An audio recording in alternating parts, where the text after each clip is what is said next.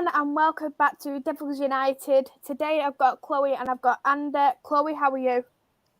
I'm good, Maisy. Thanks for having me on again. How are you, Andy? I'm good. Just about changed my time zone back to GMT because I was getting up about 11:30 when I was off work, and suddenly this morning that was me at 9 o'clock. So I'm just about all right, ready to talk about what's been some great games, really. Well, considering we all got home really late on the I don't know what day it was. What day was Sunday it? Morning. Sunday morning. I was up till about 6 in the morning, and then I don't know what I was doing, but I was up till 6, and then I see it going light outside. I thought, oh crap, I've got to go to sleep now. I got home. I physically got home after dropping both of you off at about 3:15. Did you literally go to sleep straight away as well? Yeah. Yeah. I'm like a robot. You just turn a switch and it goes. So yeah, no, it wasn't too bad. Not too bad at all. I've done a couple of vlogs, so if anyone wants to catch them, they can. And I actually got the penalty scored right, the penalty as well, caught on camera, if you haven't seen that also. I'll say all those people who's in the chat. Hey there, Reese, I hope you're well. Hello there to Ashunman, I hope you're well, thank you for tuning in. Hello to Rather, I hope you're well, and thank you as well so much. So, we'll go for our quarter-final predictions. We'll go with England versus Spain first, knowing that was the first one. I think this was one what no one predicted right in terms of what it was going to be in the 90. But in terms of the overall, we got the score. We did get right that England was going to win. But I predicted 3-0 for England. Andy predicted 3-0 for England. Chloe predicted 5-0 for England. I forgot about that. She kind of stuck the Spanish in a, stabbed her in the back, didn't you? 5-0 England. Aye, yeah. Well, we was back in our nation, so that's what matters anyway. That's what matters. We'll go through it a little bit in terms of the game. Andy, what did you think of that game? Because honestly, I literally felt like I was going to be sick watching the game. It's funny because it is true, isn't it? Like, as much as they talk about, like, you can look at football in a different way if it's not your team and all this kind of stuff. And obviously if you're in the stadium versus being on TV, that was the only quarterfinal that I wasn't there for. I think that's right, isn't it? Yeah. Two quarterfinal. Yeah. Sorry. But it was just, it was like a highlight. I was on the edge of my seat. I mean, I missed the first half actually. So I only saw half the game, but obviously it was 0-0 when I came to the game. I mean, it was just weird. It was like we were playing like the old England used to do before sort of the Phil Neville era for a short period in the first half, and then obviously we got our act together. And thank God for obviously Georgia Stanway at the end, which was a brilliant goal and sort of managed to rescue us, and obviously Ella Toon, which was brilliant as well. Exactly. For me, I think what really helped England was the time management in terms of the game, especially going into the extra time. When I was looking at the substitutes, I was thinking about Russo coming on at the beginning. I thought, is that as much as I think Russo's been on form, but knowing that we was at that 0-0 at a point, I thought, is this really a good idea? Because we all know Russo is always best when she's got that space, when she's got that time on the ball. I'm knowing that Spain had the possession of the ball quite a lot. They had the highest possession in the group stages. So I was thinking, was that a good option? Should we really have put Beth England on instead? Because we know that she is a lot more flexible in that way, but she's got us that assist. Russo for Ella too. Has Beth England been on yet? No, she hasn't played a minute. Is she doing a Katie Zellum impression for the squad, just sort of carrying the bags and stuff like that? She hasn't played a minute. Even Paris has played more minutes than Beth England. Yeah, don't talk about her. We might end up with her at United. No, but I mean, obviously, I'm sure Chloe will run with it a bit more now. But like, I'd be interested to know what your view on it is. I'm a bit worried about England-Sweden because I love the idea of Ellen Wright plays Little Miss offside, then she knackers herself out, sort of 50, 60 minute. Then Russo and Tooney come on. It's worked very well for us, but why not make it better and just start with Russo and Tooney? Because someone like Germany, if we get that in the final, or even Sweden, if they know that's going to happen, they can plan and prepare for it. And grandma might struggle depending on how the fitness levels are going to be at the beginning of the game. Mm-hmm. What do you think, Chloe? I think we played well. We did play well, but unfortunately we just couldn't score in the first half. And then as soon as Tooney and Leslie came on, they changed the game for me. The way that they had an impact on the game was good. And at first, when obviously Tooney scored and Russo did what she had to do in terms of blocking Irene, and then obviously it going VAR, I thought it was going to be overturned. Not gonna lie, I did think it was. We'll get to some VAR decisions later because I got myself in trouble. As a little spoiler alert. But thankfully it went our own way. And then obviously we had that stunning George Stanway strike that sent us obviously through to the semi-final in extra time. So I think for me, in terms of changing the lineup, I think we do. I think we do need to change it. But can I see it happening? I don't think I can. I think Ellen White is going to start, and then Tooney and Nessie are going to come on as super subs, and bring that impact on, and be the ones that are going to change the game. For me, I'm surprised Beth England hasn't had a minute in game time yet. Me too. Yeah. Because I think for me, Beth England deserves it. She's played well at Chelsea, and I just hope that she can get minutes, especially in semi-final. But it's one of them. I'm sure it's only her, Debbie Stokes and Jess Carter who hasn't had the minutes. And Lottie. Yeah, but wasn't Lottie out for a bit because of COVID? Yeah, she got a bit of COVID. But she wouldn't have got it though, wouldn't she? She still wouldn't have got in though, would she? But you think about it, exactly the same tactic in reverse. So if you started with Russo and Tooney, explosively win the game, and then bring Ellen White on to consolidate, and but then I suppose you lose them for penalties if it was. So I suppose that is the thing, isn't it? And as well, you bring in two youngsters on who's got the speed down the wings and everything as well. But in terms of who's not played, we've not had the change of goalkeeper, which many teams. I like that, and I agree. I do, and I think we don't need it unless an injury comes with Mary. I don't think unless we have won the games consistently like we have done, and we wanted to rest Mary for the big occasions, we could have. But Serena's got that trust in Mary, and it's like, right, Mary, I do trust you. I know you can do well. But for me, the worry is none of our keepers has had that experience, or I don't think they have, in penalty shootouts for England. So it would that. They'd have it at club level though, wouldn't they? Like I know we had it at Dover and we've had it at Leicester, and I know Man City would have had it as well. Yeah, exactly. Like we've had it at club level, but have we, like with Serena's impact, would that be going through her mind of, right, we're probably having penalty shootouts every training session. Who's good at stopping him? That could potentially be one where we've seen it in the men's game happen. A keeper comes on because they're better at penalty shootouts. We've seen it with Pepper, and look what happened. Exactly. So for me, as long as we don't do that and we keep Mary in, or we keep whoever's going to be in net in, then I think we'll be fine. And I think we will do well against Sweden. I can't see us not doing, but we've just got to have that mindset of if we score first, we've got to keep scoring. We can't let Sweden score because we know they will.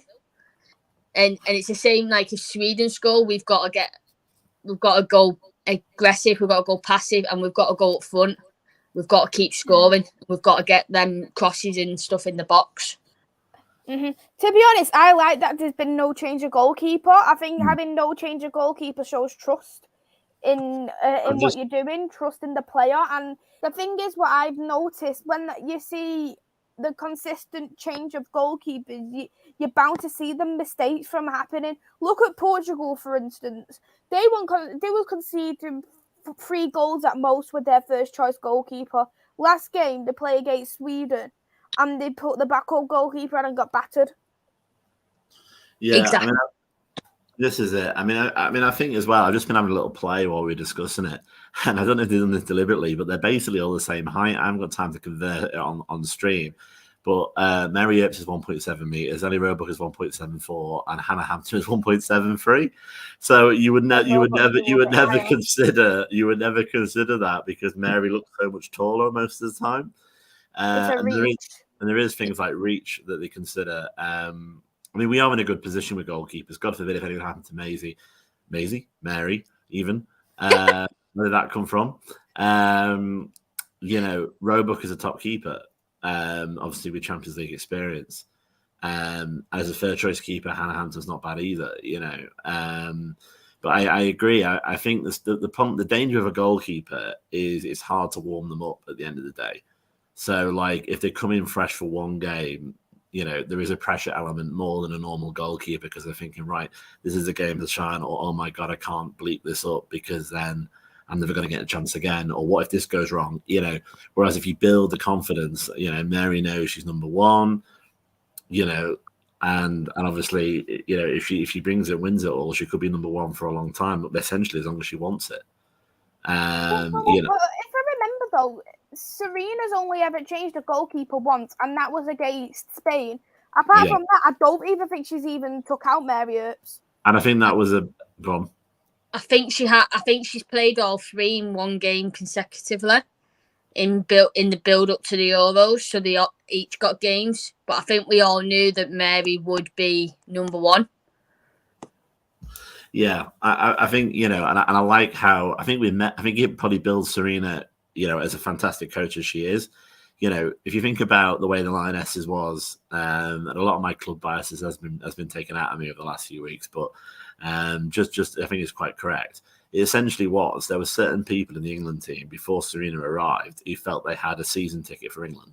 They didn't, no matter how badly they played, they're the England team. I'm England, blah blah blah. Doesn't really matter, and that's why a lot of United fans and fans of other clubs would get really annoyed when internationals came along and the ex-player for their club team is playing brilliantly, and somebody who essentially hasn't been anywhere near a goal for about 2 years goes ahead of them because they play for Man City or because they're an Arsenal player or because they've been in for a while. And what I think Serena's done, like any great manager, to an extent, I wish Skinner did this when he first arrived. He said, "Right, clean slate. My team sheet is blank." And I genuinely believe she's done that because of the way she's changed the game in relation to she plays who should play for England. She plays on form. Yes, there's some established players there because obviously they're still on form. Millie Bright, Rachel Daly, and I love, irrespective of what happens tomorrow. I'm going on a rant. Apologies. And on Friday, I absolutely love Serena, and that just for one thing, the way she benched and got rid of Steph Houghton, because the world and his wife was doing an X Factor style. Would it be wrong? It would be awful. Well, she deserves the Euros. And she looked at it and clearly thought, my captain is Leah going forward. If we have essentially, for want of a better word, like, the person she replaced over her neck, she's not going to be as good of a captain. She's not got the legs. I've got better options. Bye-bye. And I absolutely adore that because that in the women's game is so, so rare. And, and she shut down any of the whole, is this harsh comment because it doesn't even matter, and she's brought a winning mentality to England, and that's a winning mentality. We're not a charity. It's not the X Factor. It doesn't matter if your dogs, cats, plants died. I don't care. Well, how are you going to perform on the pitch? It was past her time and she deserved to get binned out the squad. End of story. And I absolutely love she made that call. And I think that's the narrative with Serena. If we go on to win it, we've got a top-class goalkeeper, a top-class coach that has got the best out of Mary Earps, that's got the best out of a lot of players that previously weren't as good under Phil Neville, that has made us started to play like the USA, which is fantastic. Yeah, I completely agree. Is there anything else you want to touch on, Chloe, before we go to the comments? Just in terms of like the keepers, I think it was the World Cup in Canada or in France that Karen Barnsley got an injury to her eye, and Siobhan Chamberlain had to come in, but she hadn't played in any of the tournament, and that was against that was in like the quarters or the semis, and she got an injury to her eye. So one of the keepers, and I think it was Siobhan Chamberlain, she came on, played for the quarters, and then she played in the semi-final because Karen Barnsley couldn't play, and that was just because of an injury. But she ended up doing well. But yeah, we did go out to that. But it does show if we did get any injuries that we've got good backup keepers, and we have had. And it shows that we can't say that, like, we can say Mary's number one because she's playing all these games, but we can't say that Hannah Hampton and Ellie Roebuck are 2 and 3 because we don't know. They're both equal. And it might just be that because we're playing these teams, Mary Earps is better against them. She's got the more experience. But for me, I'm happy with any keeper, but I think Mary will stay in net. Yeah, I agree. I agree completely. So we all got 1 point each anyway for England versus Spain because the final was that we won. So, Spain. I'll go quickly onto the comments as well. Hey there, Vincent. I hope you are well. Reese said England for 83 minutes, very poor. England 84 to 120, excellent.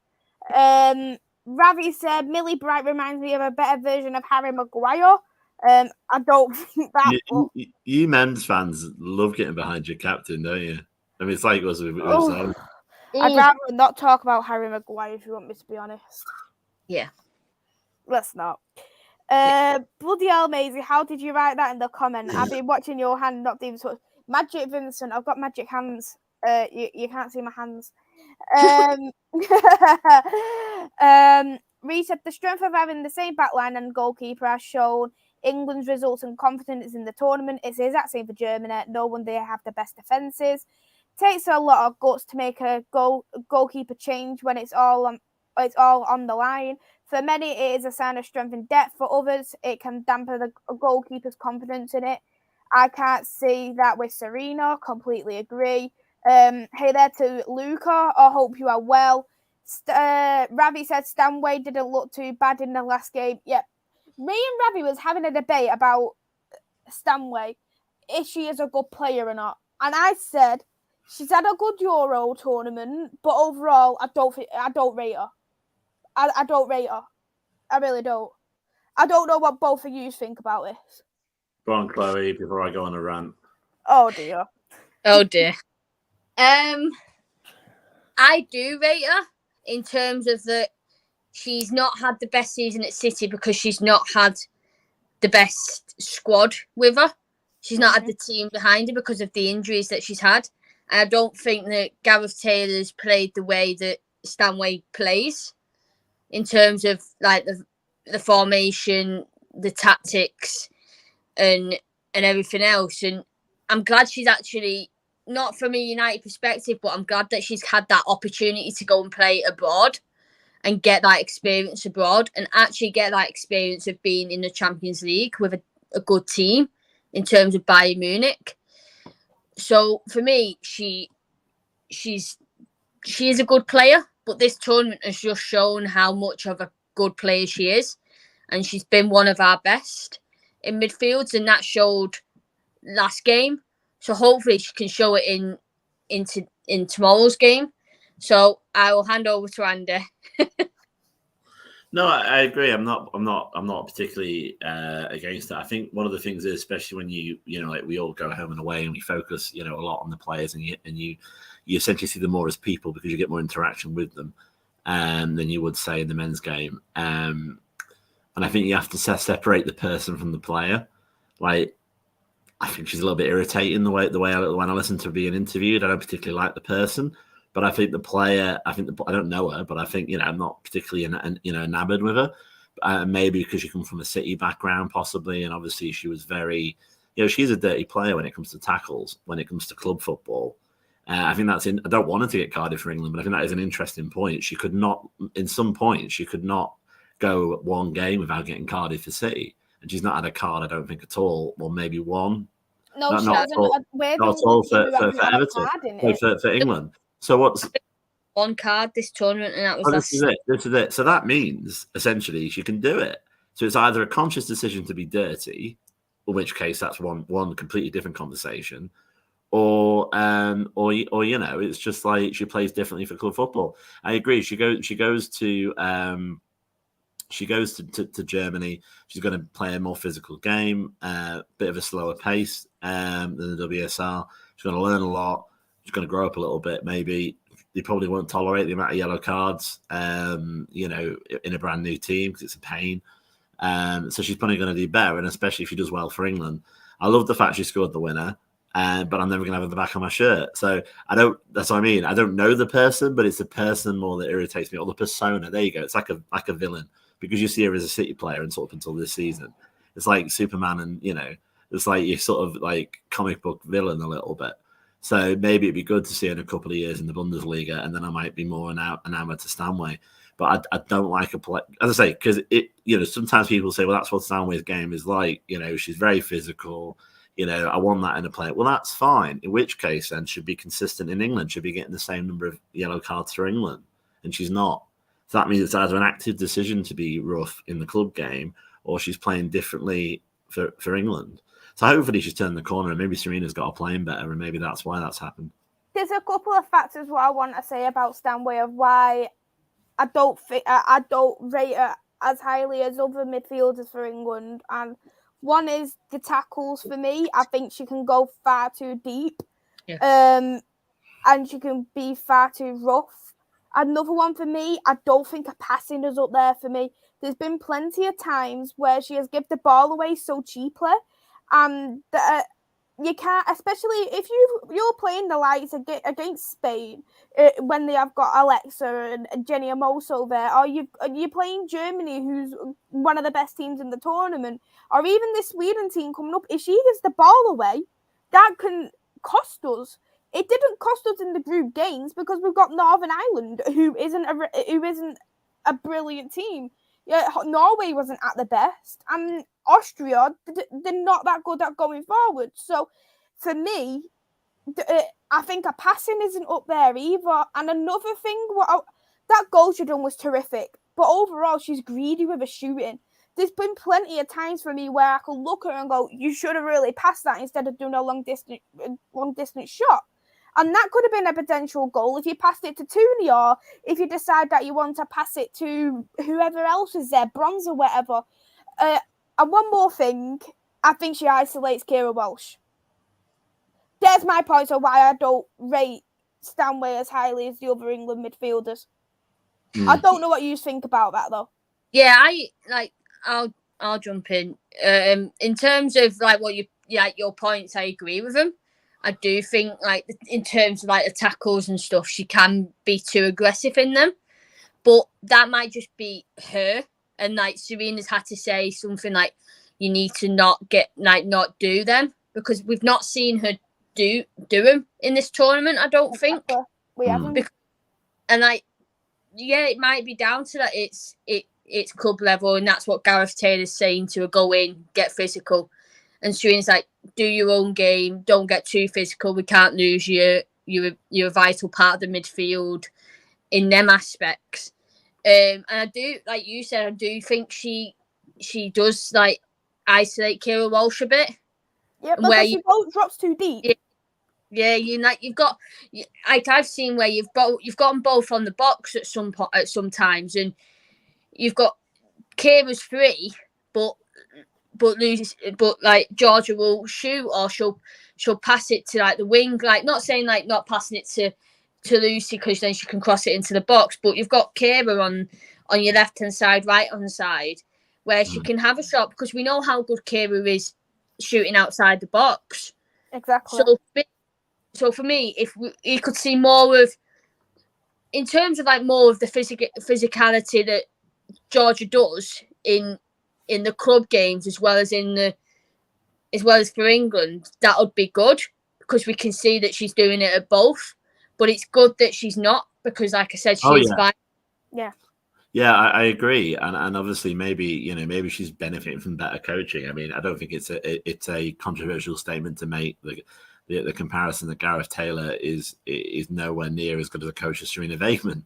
I would say the same about Mark Skinner, if I'm honest, and quite a lot on half of the WSL team. She is a really, really good international coach.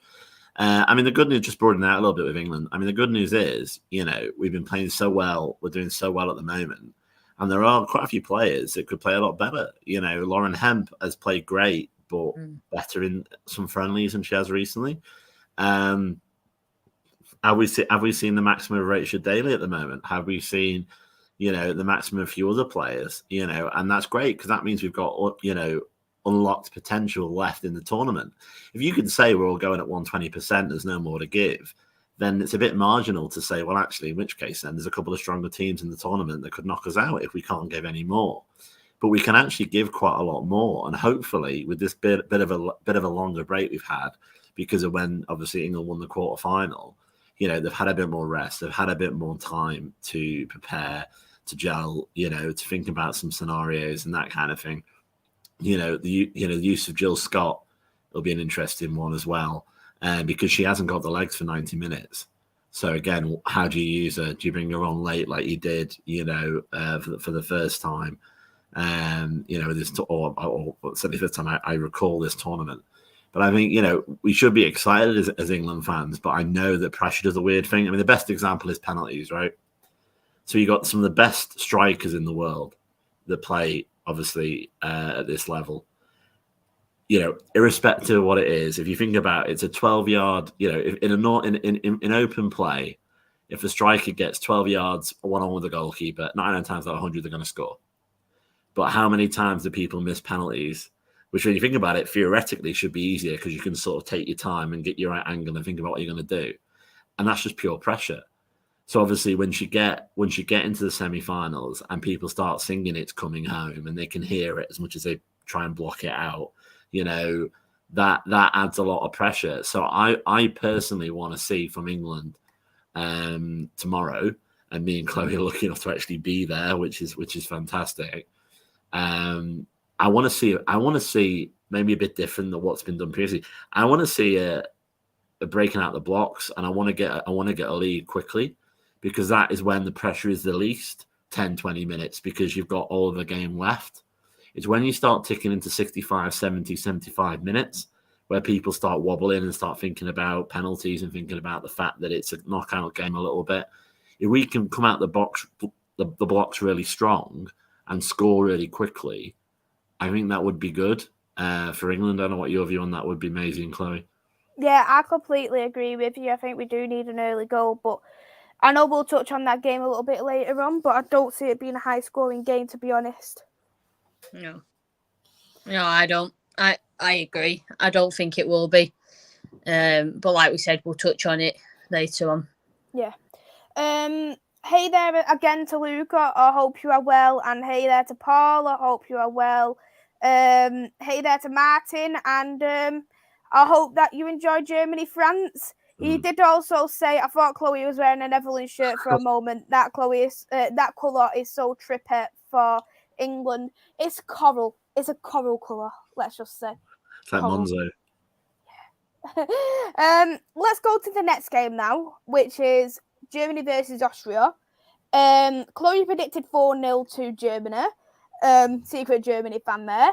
And me and Andy got the score right, 2-0. I didn't even watch it. This is ridiculous. I don't watch it on someone else's channel, and I watched the game. If you want me to be honest, I don't think it was the same Germany team we watched in the group stages. If you want me to be fairly honest, in my opinion, there was some times where I think even the goalkeeper got caught out for Germany, but because Austria isn't so good at the finishing, it didn't affect them as much. Whereas, and I think with Austria, Zinsberger, she was awful. Her concentration levels were bad, and even the back line, their concentration levels really did cost them, because when you watched them until Germany scored, they really deserved to win. They really deserved to go through. But I think in the end, Germany was the better team. Did you end up watching the game, Chloe? Yeah, I was watching most of it. I kind of had it on my phone because I was watching other programs with the family. But the bits I did watch, and because I think I watched 20 minutes of the first half and all the second half. Like you said, Austria was doing well until Germany scored, and then it was kind of like Austria just couldn't finish. They couldn't score in the area. They couldn't get the crosses in. And Germany, and as well, Germany didn't take their chances, because I think it could have been more than 2-0. I think it could have been. But also, like you said, it wasn't the strongest Germany side I've seen. They just didn't seem as strong as they did in the group stages. And for me, the only player that did show the same as she's shown in the group stages was Pop, and she's going to be a threat to anyone who plays against her. And I think Pop is a player that she's missed so many of these tournaments that she's wanting to show everyone what's been missing, what's Germany been missing, and she's missed 3 of the last Euros. Yeah. And now she's proving to not just herself that she, with the age she is, but she's proving to the fans, she's proving to the team, she's proving to the past managers that, yeah, I am still good. And yeah, injuries have let me down for these tournaments, but I'm back now. I'm back with a vengeance, and I'm scoring. I'm scoring the goals, and I'm captaining this team. So for me, Pop is the big threat. And if they lose her to a red card, for example, because again, she's the Germany Stanway, as I say, because she's one of them that does she's aggressive when going into tackles. And she's quite hot-headed for me as well. Yeah, and especially as being a forward as well, she's very aggressive going into tackles, and obviously being a captain, if a decision goes the wrong way, she's up in the ref's face. She's giving it all back, which is good to see in a captain, but it's also bad because that's where she can get a yellow card in the new rules. So her getting a red card in the semi-final, would that be a good thing for England? Potentially, if we do face her, because she's going to be the threat. She's going to be the one that we're going to keep an eye on. So for me, it's her that's the danger for Germany, and she needs to be in the team for Germany to win it. She can't be out of it for me. Yeah. Yeah, I mean, obviously I say I didn't actually watch the game, but I think what it sounds like and what I heard after the game is that they did just do enough to win, and it sounds like they had a bit of a longer wobble than we did. We had a sort of, it was we spent 83 minutes. We had at least a half wobble where we played like we were under Phil Neville again. They just got away with it a bit longer than we did, and obviously did enough at the end in a slightly different way. I think the big danger is going to be, and I'm sure Serena won't be doing this, but maybe yours as fans as well. I'll be honest, I've already thought at least 50% of the time about England-Germany final, and we're not there yet. You can't help but think, because we both have tickets as well, again, me and Chloe, you can't help but go ahead and think about that. But if you think about that, we lose tomorrow, and I really don't want to do that, especially when I'm there. So you'll be consoled, you'll hear me crying down your Chloe, that'll be the thing. Mm-hmm. Let's quickly go through to the comments again. Rita's got a question. I'll go with Chloe about this first. How do you think England will adapt to the second-ranked team in women's football? I think they're going to adapt well. I think they will. But in terms of, obviously we were all there for the Sweden the Sweden-Belgium game, and there's points where I could see we could break down Sweden like that. But there's also points where we can't. So for me, it's got to be that we have to prove to ourselves that we can get our attacking through and get the goals we need. So I think we can adapt well, but it's got to show. It's got to show in the game. It can't not just come in the 83rd, 84th minute. What about you, Andy? Yeah, like Chloe, get a drink. Like a pro had it already. The problem is I don't actually see much use of looking at rankings too much at the moment. I mean, I think, you've just got to look at the way that certain teams have played in this tournament. All right, they're all out now, but Iceland and sort of people that played a lot better. It gives you a rough idea. Is there a massive difference between your Sweden, who's number 2? I don't know what Germany's ranking is, but it won't be a million miles away off that. I think the difficulty and the frustration will be, if it doesn't go our way tomorrow, is that every team in this tournament has had periods, including Germany, where they're eminently beatable. And, for England. And, you could argue that, obviously we'll go into it in a second, Sweden, Belgium, but you could argue that, obviously the only reason it didn't go well for Belgium is because they just essentially ran out of energy, ran out of concentration at the end. Obviously we're a strong professional team. That probably won't happen. But I think it's probably not as helpful as it sounds if England was number 2 of the world.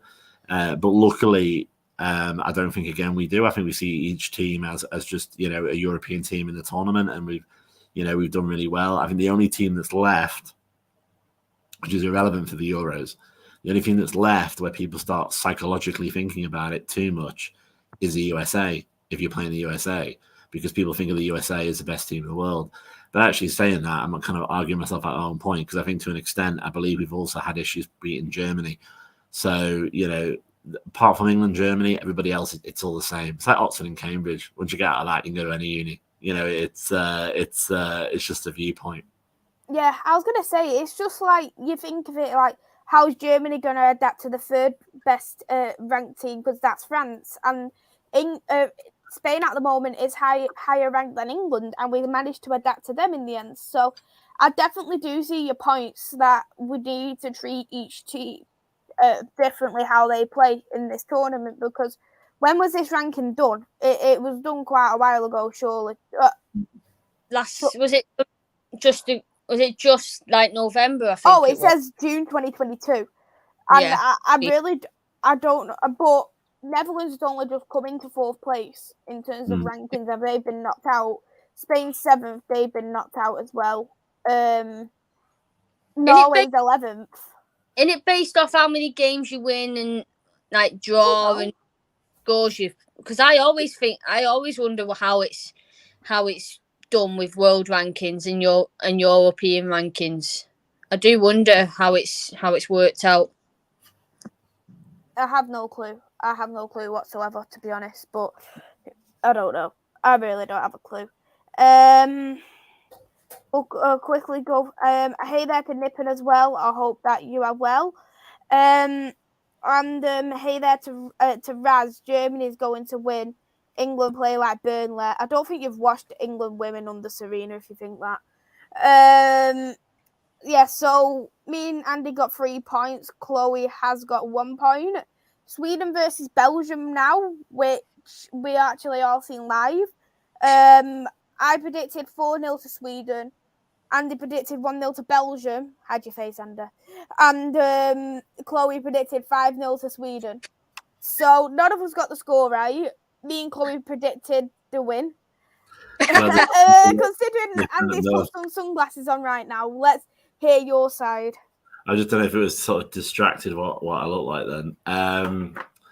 Yeah, I mean, to be honest, I just at some point, and obviously as the games get shorter, as in there's only 2 of them left, for hopefully anyway, you don't want it to involve England, but I was waiting for a shock. Most tournaments have a big shock, and I just wondered whether or not it would be, and to an extent it nearly was.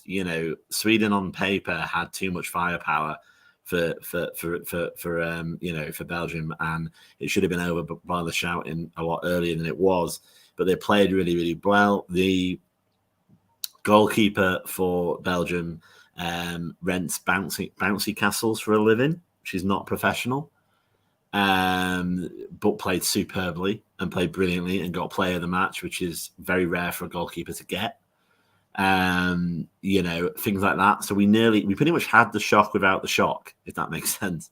We had all the elements that was there. The only thing that didn't happen was in the 92nd minute.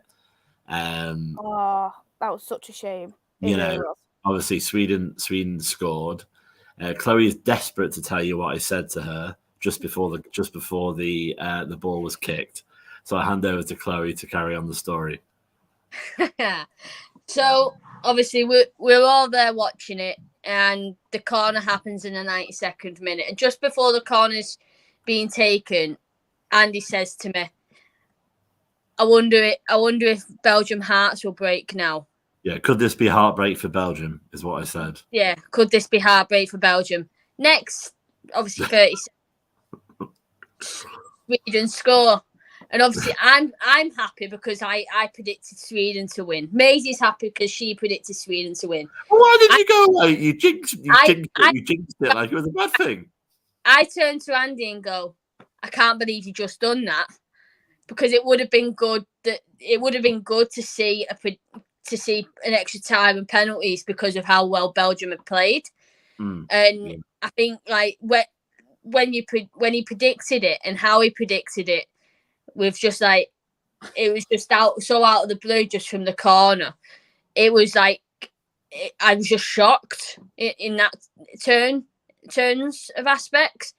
But yeah, I think when he said that, I was just like, I can't believe you've just said that. You've just fixed it. You've completely fixed it. Your shock face, by the way, isn't a million miles away from your annoyed at me face, which is just as a side point. It's going to be hard to sort of like separate the two out, really. No, it was just, I suppose you can't keep the wolf from the door that long, and she was playing so well.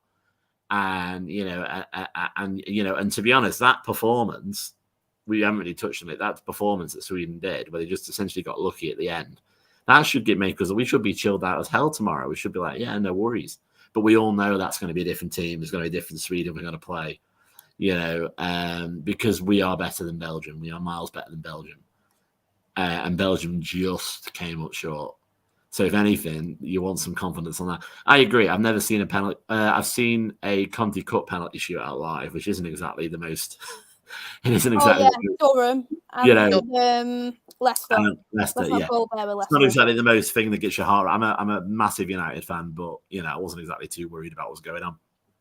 If we had, and I'm just going to say if before this happens and people kill me, because Chloe will be in physical distance of me tomorrow. If we have a penalty shootout either in the semi-final or the final, a keyword for that for anyone who's listening is if. I'm not jinxing anything. I'm stating an if fact. I'm going to be like you see on TV with them locking arms with people. I swear to God, and my heart rate will be 100%. I'll be like this. I'll be literally like you see the staff on the sideline doing that. And yeah, I don't want to experience it. I don't want to experience it because England. I think I can't remember if we've seen. Oh, it was United, obviously, as you said, we saw the penalty shootout, and I felt better that Skinner, because we have a weird thing in the UK, club football and international football. We put our strikers first. And then normally on the fifth penalty kick, the pressure shot, you get a defender who's never scored for 25 years who suddenly misses, and then we all wonder why. And all the other continental teams typically mix it up a bit and have a striker at the end, which is a pressure shot. I'm hoping that's what we would do, and I hope. But that's the main reason why I don't want to see it for England, in case we do have a random, as I said, random defender decides they want to take the fifth penalty, because I don't know if I could take it.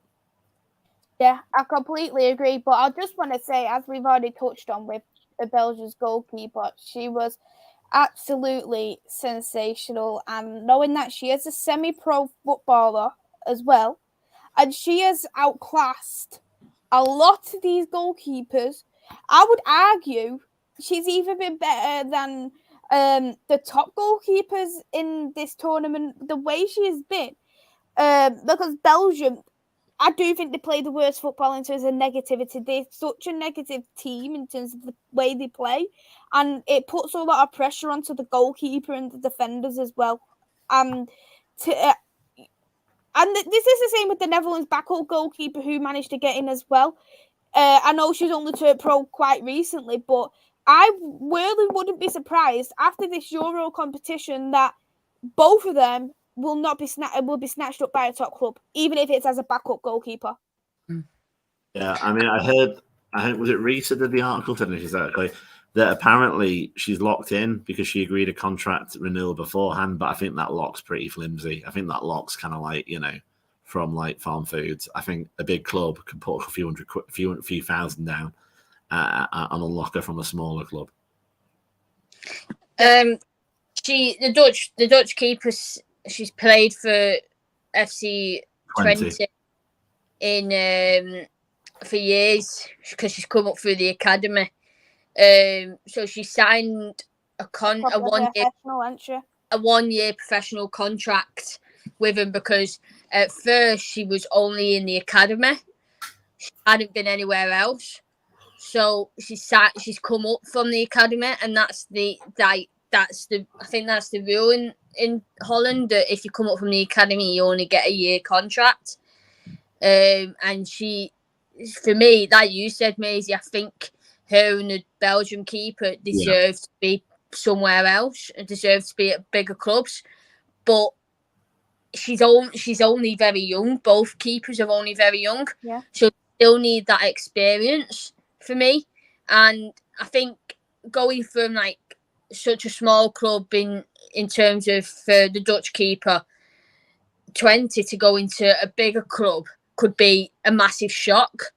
She might not be ready for that just yet. And yeah, she's playing on the biggest stage in the Euros, but that's only because Van Veenendaal got injured. If Van Veenendaal hadn't got injured in the first game, we wouldn't have seen her. So it's for me that has to be where we go. She's only come to like be a backup if needed. She's got that. She's played the whole the games in aspects, because Van Veenendaal only played, I think it was half an hour in the first game until she had to go off, and she's then played ever since. So she's not probably expected that, and her club's probably not. Her club's probably gone, oh, go and have a good tournament. Good luck if you do go on. You'll be brilliant. We'll see you back. And that's why they've only signed her for a year. But now it might be that they might straight away go, let's see if we get any offers. Let's see if we can tie her up a bit longer if she wants to. But if you've already signed a contract for a year, you are going to keep it that way for 6 months. So until January, she's probably going to see how it goes, see if she does play like she is number one for that team. And if she isn't, see what offers she gets, see if she gets any decent offers for bigger clubs and where she can play like number one, or be like, right, yeah, you'll be a cup keeper if that's all right with you, and so forth. So for me, it's going to be in terms of how does she progress from playing in the Euros, well, from going from not playing in the Euros to playing in the Euros, to then going back and maybe being a backup keeper again for FC20, because I don't know who the first choice is. I don't know if you could get that up, Maisy, and find that out. I had a little look last night. I think she is now first choice. You're right. She broke through. I think she's 2017 when she went with them. And that might have been in the academy, but I think she definitely is now. Yeah, she's number one goalkeeper now, yeah. Yeah. But I think it might be, you never know. I don't know enough about FC20. I know they're not in the Champions League. I don't think they're a million miles away in the obviously the season. Maybe they're going to have a shot in their arm and think, okay, I think there is a men's club, isn't there, called that? Maybe they'll get a bit more money off the men's club off it. maybe they'll start, bringing up there because they've got someone to build around. It just depends, as you say, what a view on it is. That she definitely can't lose. I mean, 1 year, not out of the spotlight, but 1 year to develop a game in a place she's comfortable with, in a place she's developed through. As you say, if she goes to a Chelsea or a whoever, she's going to sit on the bench and she's not going to get the development. But it is interesting. I think it was the Arsenal manager was interviewed apparently after the game as a pundit, and he said she's number one now. There's no discussion for Holland, which I know a few people were saying, well, if Seri gets back, you don't understand how good she was. She's a captain. But that's kind of how goalkeepers become number one, unfortunately. Most of the time, it's someone gets injured, they jump on, and if you go back all the way to people's first attempts, that's generally how they get the jersey. And kind of with Mary as well. Obviously, Roebuck was out injured, so Mary got the opportunity to build the chance as a number one. I'll just touch on something else. Like, I know Mary, I think she's not got the number one jersey, or has she? For England, yeah. For England, she's got the number one. And that's for England, but for United, she's not got number one jersey. No, she hasn't. One on her back. So it might mean that, that number was safe, was the only number that she could have. But the other keeper is number one because she's been there longer. We just don't know. But for me, I do agree with your point, Sandy. I do think she deserves to be the number one goalkeeper now. And touching on the point that SC20, I think it's 3 for Holland that are in the Champions League. So obviously you've got PSV, you've got Ajax. So I did think 20. Didn't they win the league as well, 20? Yeah, I thought second. Maybe I might be getting mistaken because I think the Belgium goalkeeper maybe then missed out. Because Anderlecht's Belgium, so she missed out on Champions League, so she's not in the Champions League. Yeah, unless Anderlecht's got in as well. Because she doesn't play for Anderlecht. Who does she play for? I think that's what I mean. So I remember reading whichever team she plays for, and she's not in the Champions League because Anderlecht won the Belgium league or something along those lines. I know, probably. I know Belgium have got 2 or 3, like most of the countries have now for the Champions League because of this qualifying round that they have to go through. I think I've heard the story actually about why Mary doesn't have. I think she's 20. She's 27 for United. I think. Yeah. It's apparently from her Wolfsburg year. She sees it as good luck because she won Champions League with it. So she's kept the number. That's apparently the only reason why she's not literally taken number one. I think number one actually on the squad list for United is Rambo still. Yeah. She's actually moved, the Belgian goalkeeper from Ghent to another Belgian team. Right. Lewensven? Yeah, that was before the tournament, wasn't it? So again, I think that's going to be why she can't capitalise because that's been agreed beforehand. Yeah, so I'll just check that out. Hi there to Chris, who is in the chat. I hope that you are well. Hey there as well to Matthew. I hope you are well also. Hey there, I like coffee saying it's coming home. Not back in Portugal now, I can see. So in terms of that game, me and Chloe got the 1 point because we predicted the Sweden win. We'll go to the final game, France versus Netherlands. I predicted 2-1 to the Netherlands. Andy predicted 3-2 to the Netherlands. Chloe predicted 1-1 and Netherlands to win on penalties. Chloe did get 1 point because she did predict the draw. So both me and Andy lost the points on that one. For me, with that game, it felt like they was both so well defensively, but when it came to the final third, it was awful. They couldn't produce any goals whatsoever. And I think France was being a little bit too simple. There was, instead of taking the shot, it was trying to pass it to the teammate. They had to do them easy kind of goals. The Netherlands, they didn't have enough chance to score, in my opinion, because you look at the corners and you look at the defenders, such as Wendy Renard. She's quick and she's tall. So that isolates Holland's chance. But under the same time, they've got a tall player in Vivian Miedema. So I just don't think Netherlands was nowhere near effective. I think when Jill came on, it did help him, but it wasn't enough for me. And when you look at it, that penalty, I think it was very soft, but based off the timing of it, I think that's why it was given, because of where it was in the extra time. I think if it was given, I don't think it would have been given if it was the 60th minute, for instance, in the normal time. Do you think it was soft? What? Do you think it was soft? Yeah. I think it was soft. Considering what you have seen, I think she, as much as she went 2 feet in, I think it was more of a bit of a dive than I seen as in,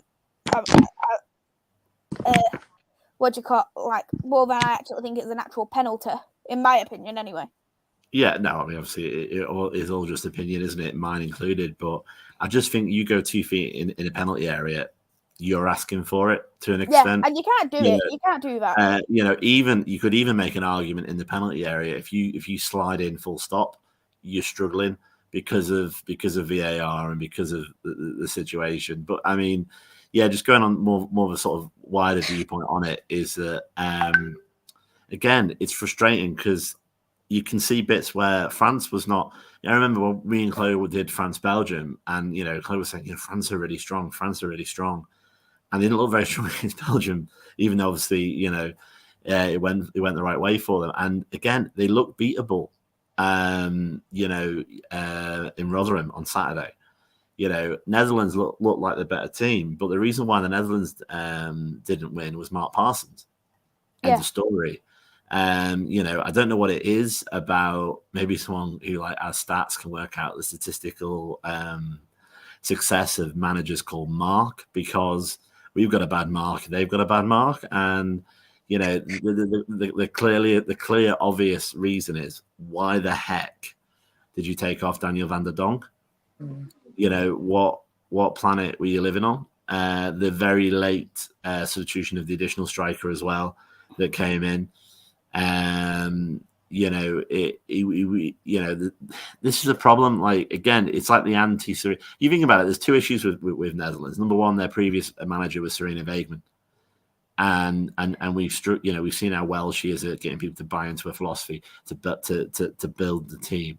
She had the same culture as the Dutch, being Dutch herself as well. Then you had this Wally. The famous line about Steve McLaren when he got fired was Wally with a brolly for England men's.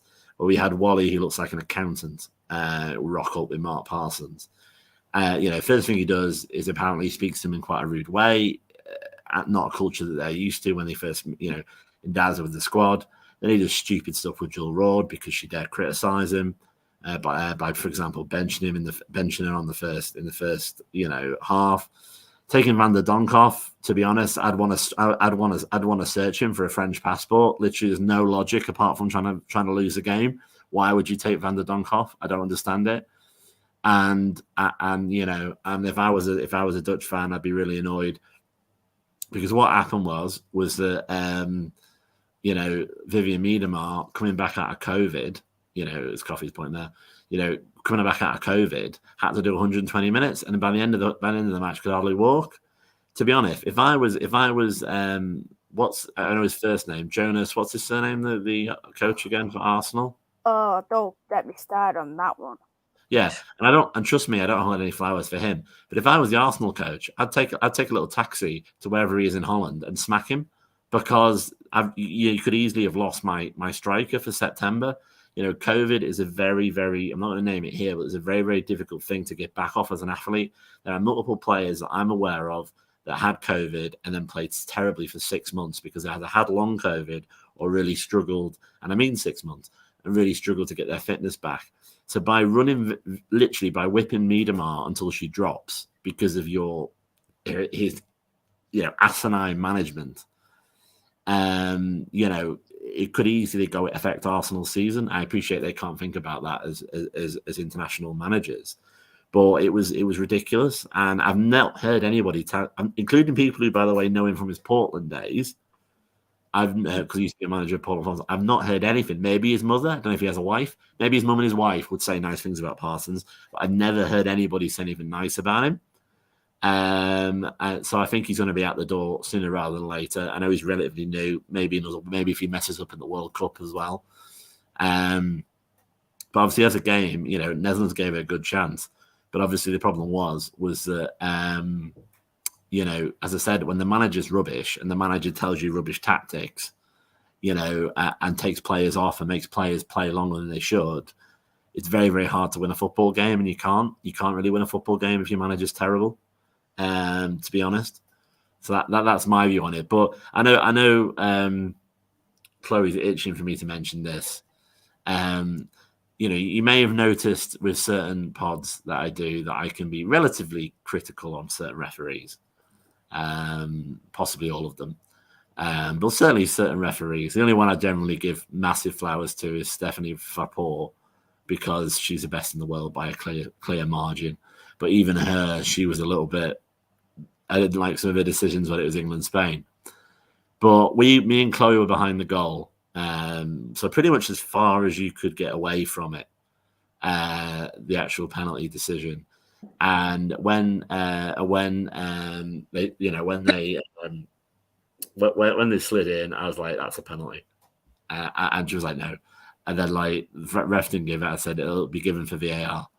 And then VAR checked it, and then the ref went over to the monitor, and I was like that. But I wasn't wanting Netherlands to lose. I was just really pleased that I got the call right. To you know, because like, you know, if I could do it bloody half the end of a stadium, then the bloody idiot, and she's an idiot actually, as a set point, the idiotic Croatia referee seems to have a weird form of OCD when she can only end a game if it's a corner. That seems to be the thing she has to do.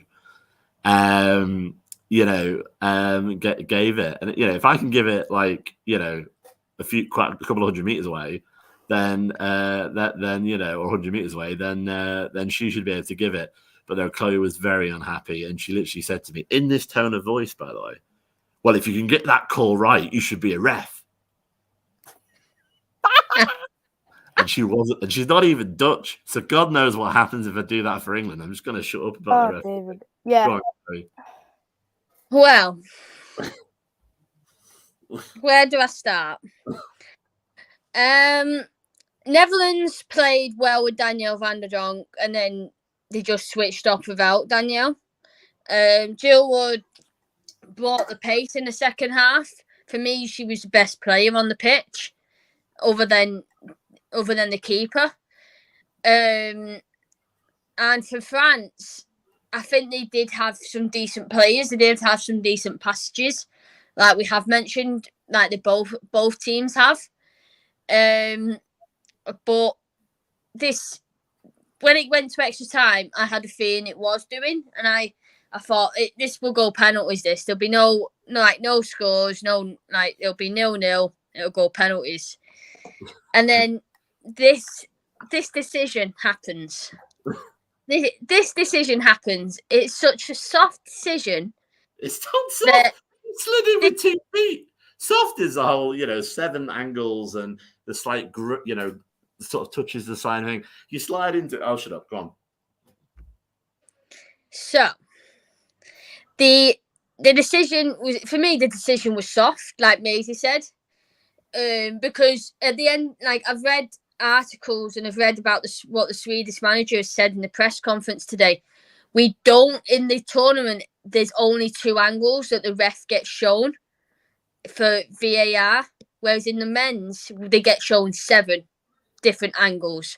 But in this one, they only get shown 2 or 3 angles. They don't get shown every other angle. So for me, if in VAR, if we didn't have VAR in this tournament, that wouldn't have been given a penalty at all. So there's something that the ref didn't spot that the VAR people did, and then they told her to go over to the monitor and she spotted it. But without, like I said, without VAR, it wouldn't have been given because she didn't give it. She gave a free kick to Holland. So for me, it was a soft penalty, but that's my opinion. Like, your opinion is that it was a penalty, and we can have different opinions. Of course we can, yeah. But obviously, I wanted Netherlands to win, and I know we all did. But as soon as it was given as a penalty, I had my head in my hands because I went, Wendy's going to take this because that's automatically what we think, because Wendy is their penalty taker. But when she didn't step up and it was the new Chelsea player, Eve Passat, I was thinking, she's good. She's a good player. She's going to score this. And I knew straight away that it was going to go in. But in my head, I was thinking, no, don't want it in. But I think as soon, like Maisy did say, it was a soft penalty to give at the time because of how it was. And that it was just, obviously, Stephanie van der Graat, or was it Dominic Janssen, who gave the penalty away. She got injured as well. So that's why it was going to be a free kick to Holland.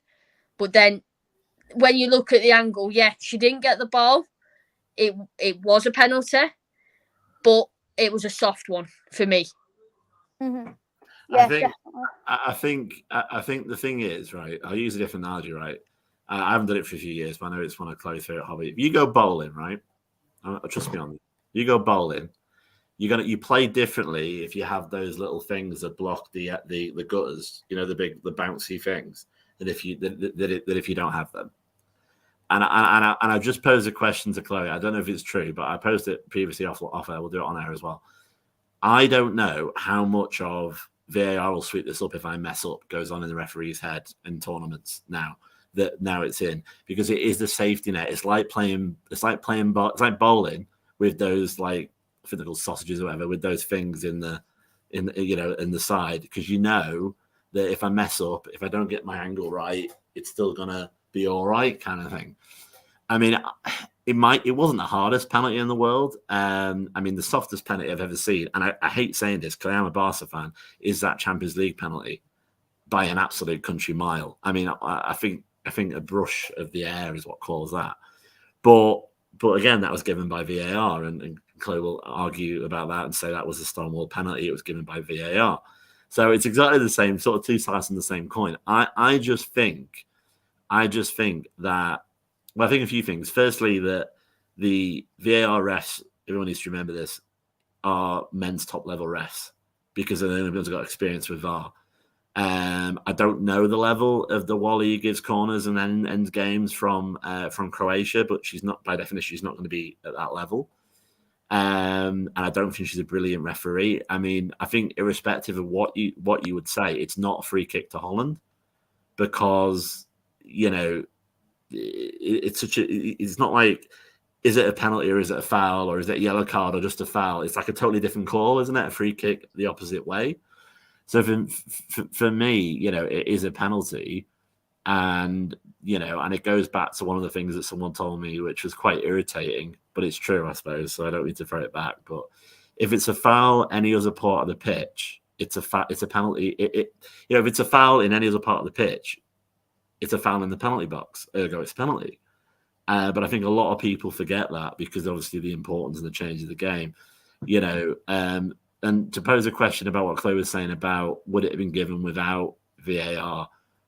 Probably not, ultimately.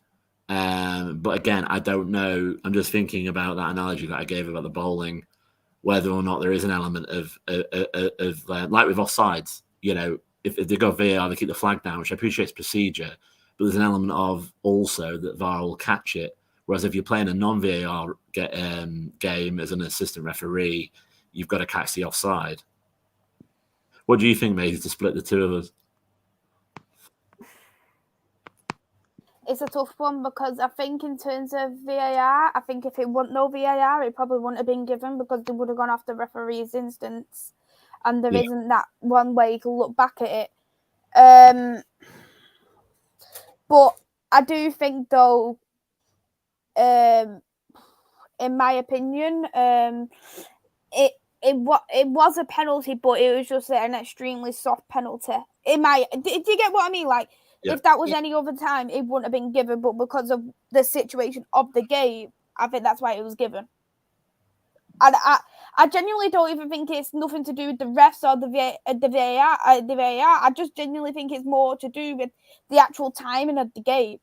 That's what I really do believe, because when it doesn't matter what player you are, you can never make that kind of foul in the box, especially knowing it's at extra time where anything can really, really happen. You've seen it even in the men's game where Chloe might be able to remember this season, Champions League, Real Madrid versus Manchester City, it went to extra time. Ruben Diaz gave away a penalty for Manchester City, won Real Madrid the final. And would you argue would that have been given if that was in that 90 minutes? And I don't think it would have. I think it's because it was in that extra time. And I genuinely think that's what referees and VAR think now. Yeah. Yeah, I'll just touch on it quickly before obviously we move on. I do agree. Like, when it's in extra time, you're gonna get given decisions more than likely than you would in 90 minutes. Mm-hmm. And the foul that was committed, it was a foul, and that was that. But like we've said, this is the first time this VAR has been in a women's Euros tournament and in the women's massive tournament for internationals. It has been in the Champions League, but it's not been in the internationals. It weren't in the Olympics. So it's the first time for quite a lot of teams and quite a lot of players that they get to see and use VAR. And it might be that it's the same with the refs as well. Like Andy touched on, the refs might have thought, like, if I don't give this decision, will VAR turn it around? And yeah, more than likely they're going to. But then you've got to think as well, like, if you give that decision, you're going to be checked with VAR anyway. So either way, if you give it as a decision or as the wrong decision, it's going to be checked. And it's the same with offsides, like Andy touched on before. The offside rule is that if it's going in an attacking way, and it's still going forward, and the ball goes in the back of the net, that's when they put up the flag, because then they can check if it was offside and it's still an attacking threat.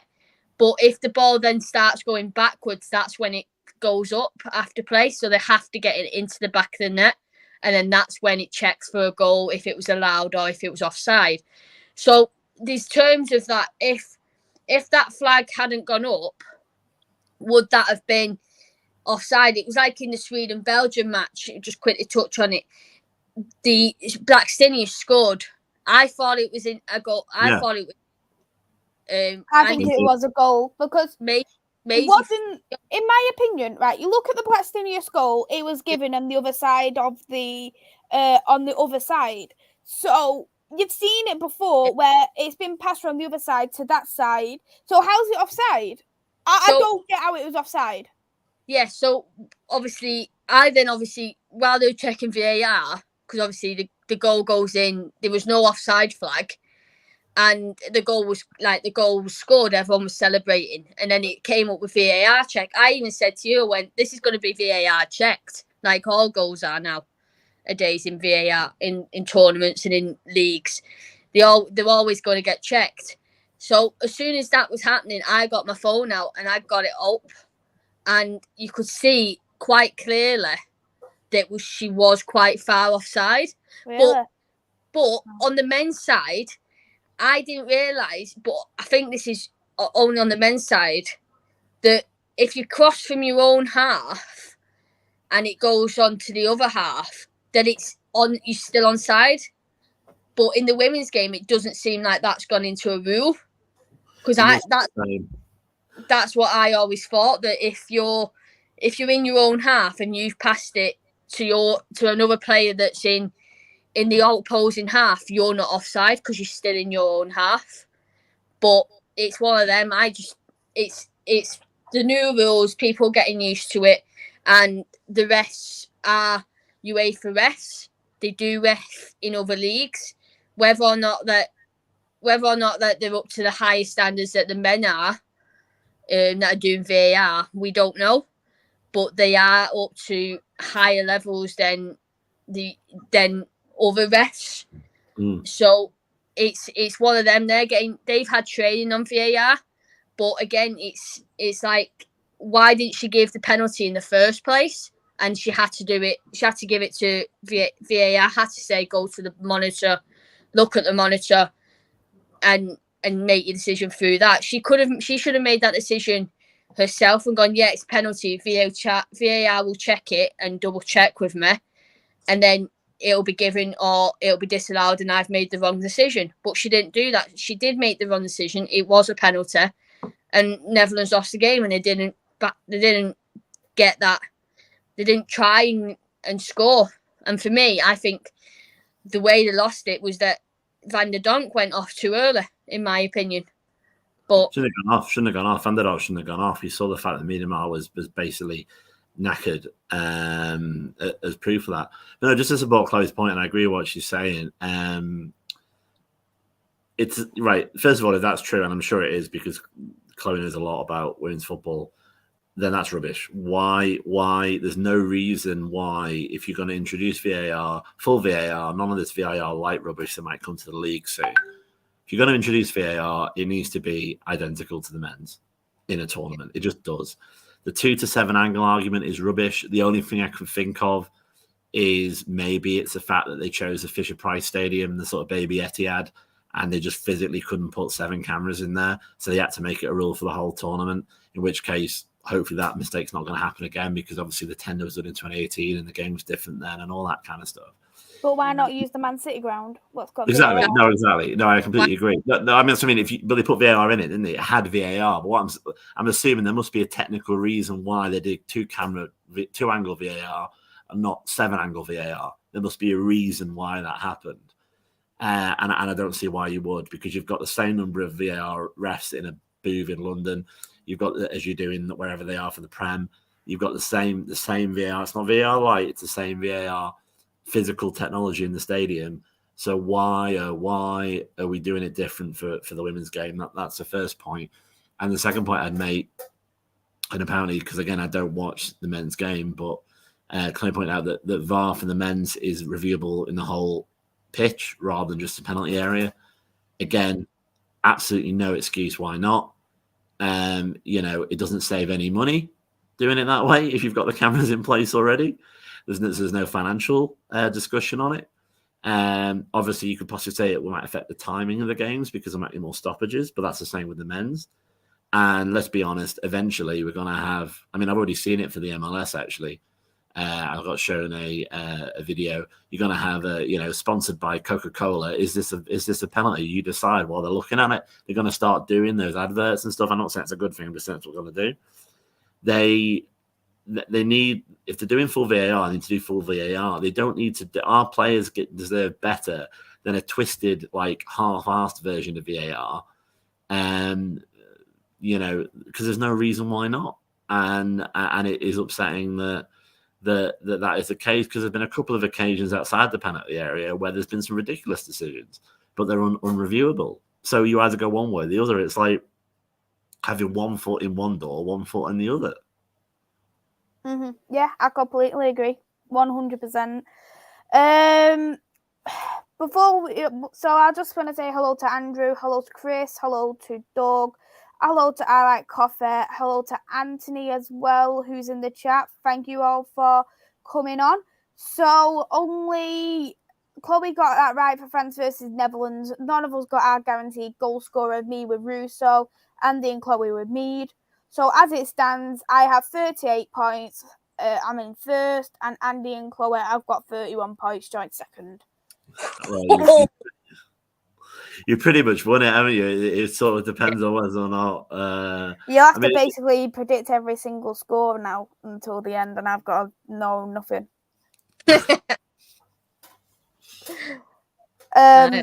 So we'll now do our semi-final predictions. So we've only got 2 games to predict. And we'll start first with England versus Sweden. So before we do that, I think I will bring out some stats. So we have played 6 games for England versus Sweden. None of them under Serena. But there has been 3 wins for Sweden, 3 draws, and 0 wins for England. There has been 2 yellow cards for England, 1 yellow card for Sweden, 2 goals for England, 6 goals for Sweden. So we'll go with you, Chloe. What's your score prediction? I think Sweden will score. I do think they will. But I think England will have the edge. So I'm going to go for a 2-1 England. Okay. And what about you, Andy?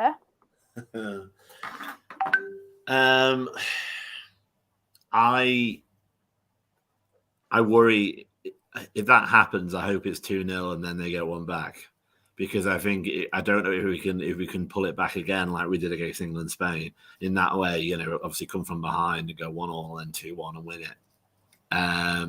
It's a worrying stat, saying that obviously England's never beaten Sweden. Well, that's on this arena. But that does include, you know, Muppets like Phil Neville being manager and other poorer managers, I assume, maybe even Reese. I don't know, it was only a short period that they played each other. I'm always going to say an England win because that's what I want. But I don't know how much of that is emotion rather than analyst. I think we've got enough. I see two possible options. I see us go 1-0. And then I see it go 1-1, and then I see us possibly actually having that penalty shootout. What are you going to go for? But what I'm going to go for is 2-0 England. Okay. I've gone for a 1-0 for England. I think that it's going to be quite...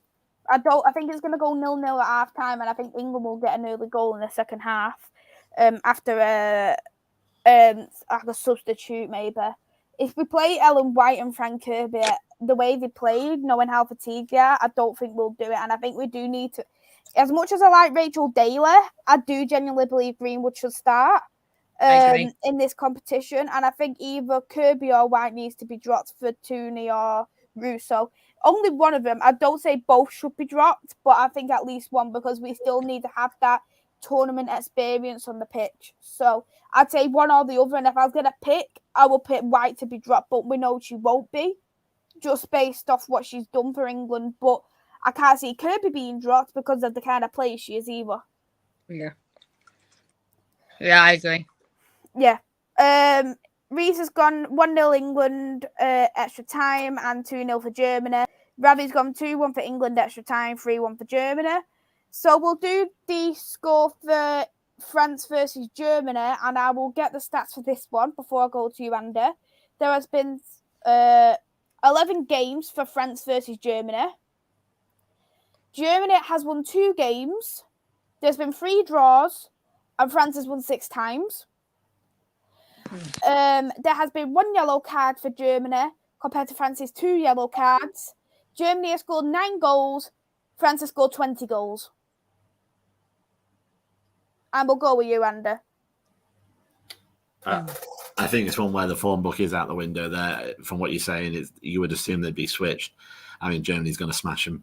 I mean, the last thing I said to Chloe, when she's still mad at me for mentioning the referee, was that France were going to get mullered, which I believe is a turn of phrase because of a famous German player anyway, on Wednesday. I would say 3-1 Germany. 3-1 to Germany. I know this may sound as high as some of the earlier games, but I think in a pressure game like that, it would be. And I think I just don't see. They haven't got the power. If they go 1-0 down, Germany's gonna win. If they, are 3-0 up, they might nick one. I just don't see. I just can't see a French win, especially without Marie Antoinette Katoto, however you pronounce her surname. And what about you, Chloe? I think it's going to be very much both attacking, because obviously Germany will want to get to the final and France will want to get to the final. But I can't see it being such a well attacking game. I can see it being very defensive. I can see him defending quite a bit. But I can't, I can see it going one way, but both teams scoring.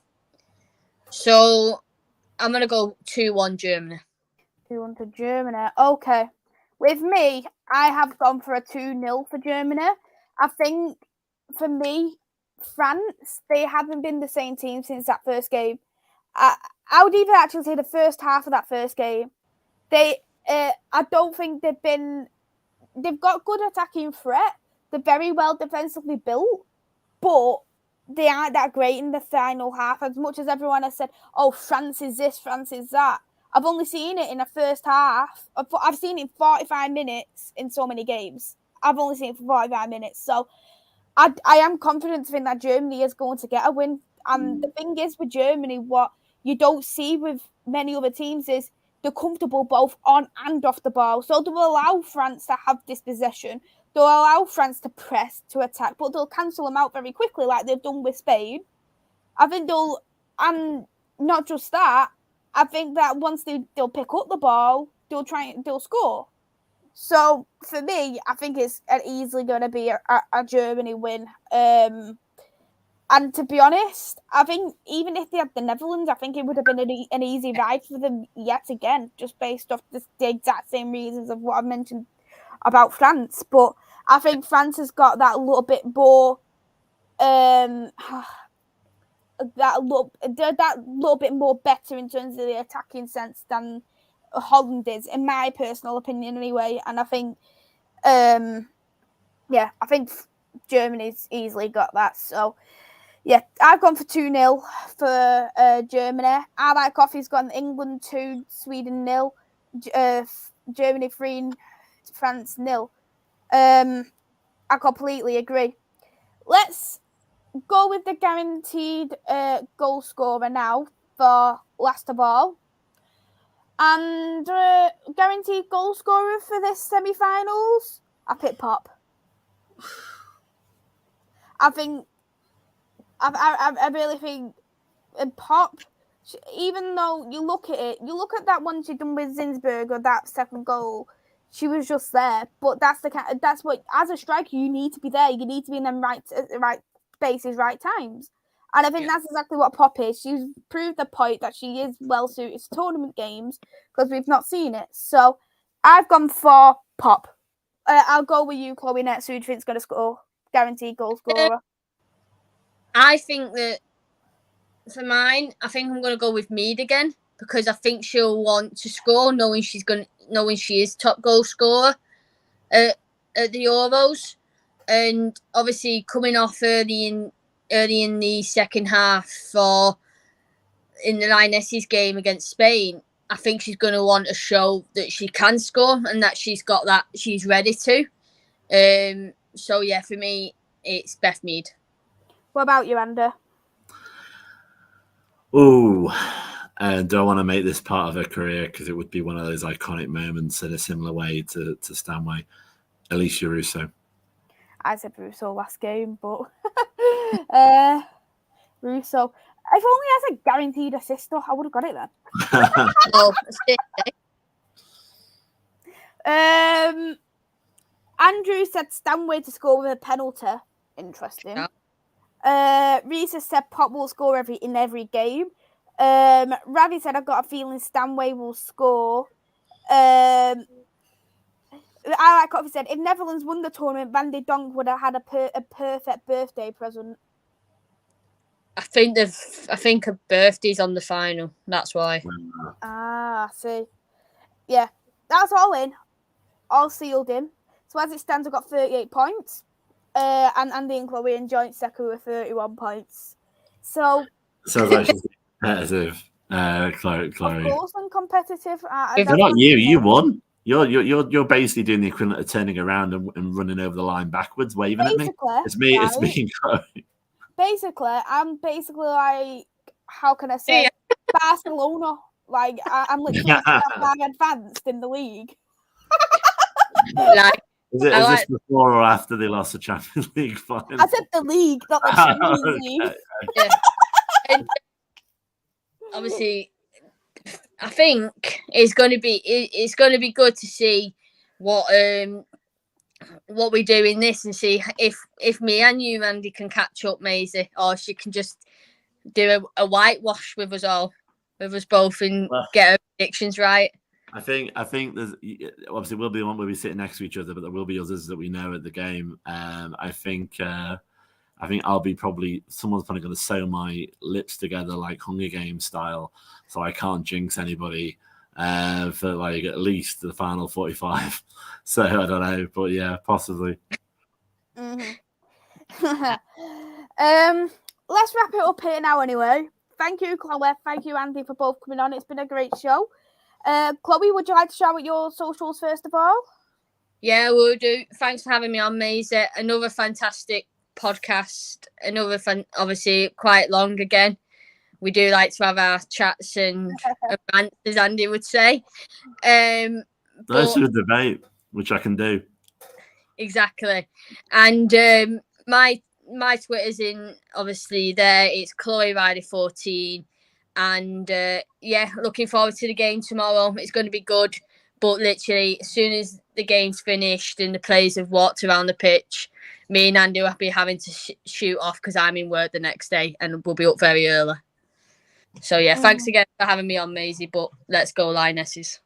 Yes, let's go. It's coming home. Andy, where can we find you? Yeah, what Chloe failed to add there is that she'll be asleep in my car on the way home, whereas some of us have to drive. But there you go. Yeah, obviously at AJ_87 at the minute. Obviously, thankfully, thank God, on Devils United. I still don't know what you see me made, but I'm glad you do. As a bit of a women's football analyst, obviously it's been fantastic. The faith you put in me being on here, so it's always great to be on, and it's good to have a good debate with two great people. It's a pleasure to have you both on. Anyone who hasn't got it already, you can see that penalty, what was scored. Chloe's gritting her teeth right now. And the match day vlogs from this week. I'll be next live tomorrow. I'll be doing the England watch along game, which I'm looking forward to doing. It's absolutely fab.